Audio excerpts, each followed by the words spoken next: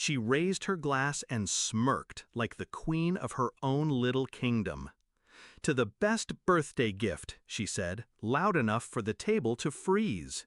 "You leaving my life."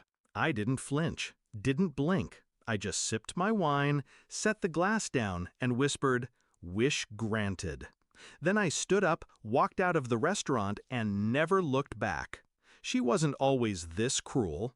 There were days once when her fingers braided my hair, when her laugh filled the kitchen as we danced in mismatched socks. But her love came with strings, and when I started cutting them, she tied a noose. The turning point came after Dad died. Cancer doesn't ask if you're ready. He left everything to me, quietly, in writing, because he knew. He saw the way she looked at me, like I owed her something for being born. "You'll need it more than she does," he told me the week before he passed. "Just be smart." I was, but she didn't take it well. At first it was small, passive aggression masquerading as jokes. She's got Dad's money, but none of his charm. She always thought she was better than us. I ignored it. I was grieving, not battling. Then she started spending like the accounts were still hers. Furniture, jewelry, a new car in her name with my money. I confronted her. She said I owed her. "For raising you," she spat, "for staying with him, for sacrificing my life." And that night, I realized I wasn't her daughter. I was her retirement plan. I let her believe she was in control, that I was weak, trapped. I let her think I was dependent on the roof over our heads, the house that was legally mine, paid for by Dad, protected by a trust. She forgot I worked in finance. She forgot how quiet I get before I move. Her birthday dinner was the last performance.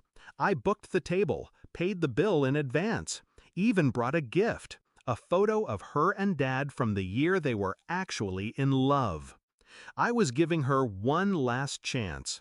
Instead, she used the spotlight to humiliate me. So I left.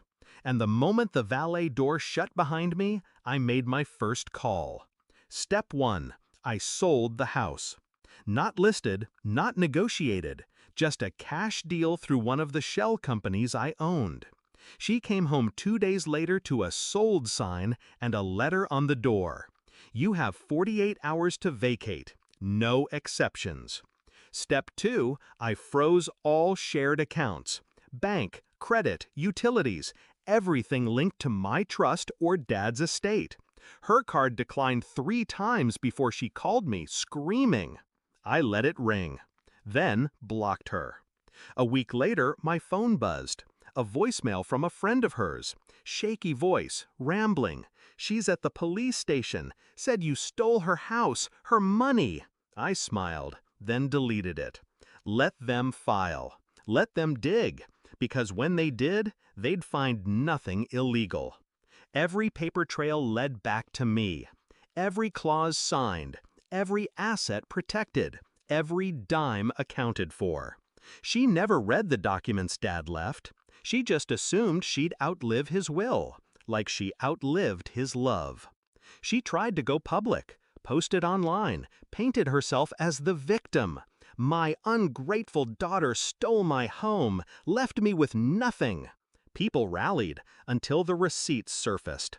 The deed, the trust, the will, the truth. Turns out, people lose sympathy when they realize the poor mother drained her dead husband's accounts behind her daughter's back. She was evicted 3 days later.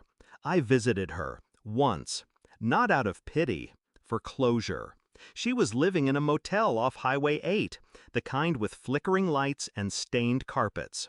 Still wearing designer shoes she couldn't afford to keep clean. When she saw me, she didn't yell. She begged. "I didn't mean it," she said. "You know I was hurting." I handed her an envelope. Inside, the gift I almost gave her at dinner.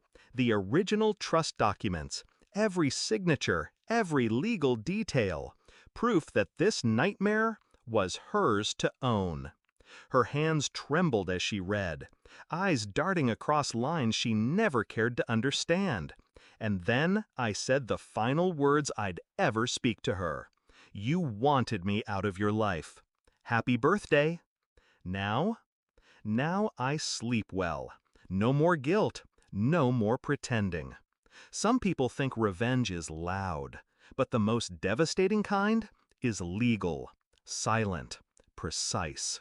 She raised a glass to my absence, so I gave it to her, forever.